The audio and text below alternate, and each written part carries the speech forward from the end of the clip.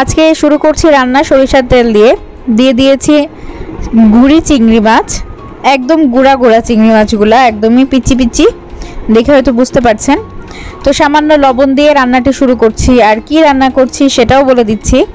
আজকের এই রেসিপিটি সম্পূর্ণ আমার মা নিজেই তৈরি করেছে। এখানে হলুদের গুঁড়া, ধনিয়া, জিরা গুঁড়া দেওয়া হয়ে গেল। এই রান্নাটি আসলে খুব স্বাস্থ্যকর উপায়ে আমার আম্মু তৈরি করছে। আমি ভাবলাম একটু ভিডিও করে নেই। একদম অল্প তেলে, সরিষার তেলে এবং শুকনা মরিচের গুঁড়া ছাড়া এখানে বাটা মরিচ দেওয়া হবে।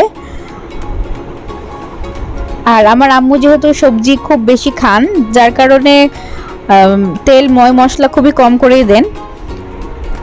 এখানে এই যে কাঁচামরিচ বাটা দিয়ে দিয়েছে। কাঁচামরিচ বাটা দেওয়ার পরে এখানে কিছুটা রসুন বাটা এবং পেঁয়াজ বাটা দিবে, যেহেতু পেঁয়াজ কুচি এখানে দেয়নি, আপনারা দেখতেই পেয়েছেন। আর এই সবজিটি তৈরি করবে কাঁঠালের বিচি, কাটোয়ার ডাঁটা এবং বেগুন আর চিংড়ি সবকিছুর মিশ্রণে খুবই মজাদার একটি সবজি তৈরি হবে। আপনারা চাইলে এটা অবশ্যই একবার হলেও ট্রাই করে দেখতে পারেন, যেহেতু এখন কাঁঠালের সিজন। এই সময় কাঁঠালের বিচি সবার বাসাতেই অহরহ। চাইলে এই রেসিপিটা একবার হলেও করে দেখতে পারেন। এখানে কাটোয়ার ডাঁটা আর বিচি ভালোভাবে একটু কষিয়ে নিচ্ছে। আর প্রথমেই যদি বেগুন সহ কষায়, বেগুনটা একদম গলে যাওয়ার সম্ভাবনা থাকে। তারপরেও কাঁঠালের বিচি এবং ডাঁটাটাকে একটু কষিয়ে নিয়ে তারপরে বেগুনটা দিবে। আপনাদের যদি অ্যালার্জির সমস্যা থাকে সেই ক্ষেত্রে বেগুন আর চিংড়ি মাছটাকে অ্যাভয়েড করতে পারেন। তবে চিংড়ি মাছ আর বেগুন আর এই সবজি একত্রে এটা যে কতটা স্বাদ, এটা না করলে আসলে বুঝবেন না। অসম্ভব মজা লেগেছে আমার কাছে এই তরকারিটা। তো এটাকে ভালো মতো কষিয়ে নিচ্ছে।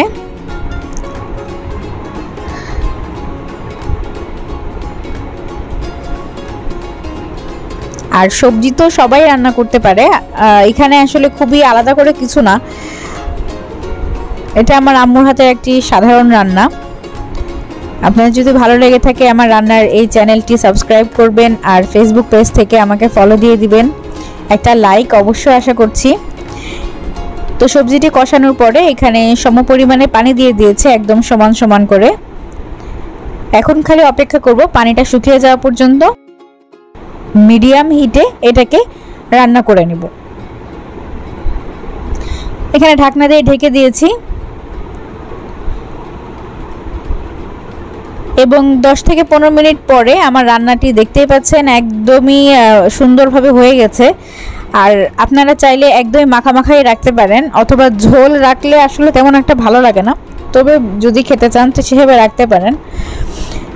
এরকম মাখামাখা এই সবজিটাই সব থেকে বেশি মজার।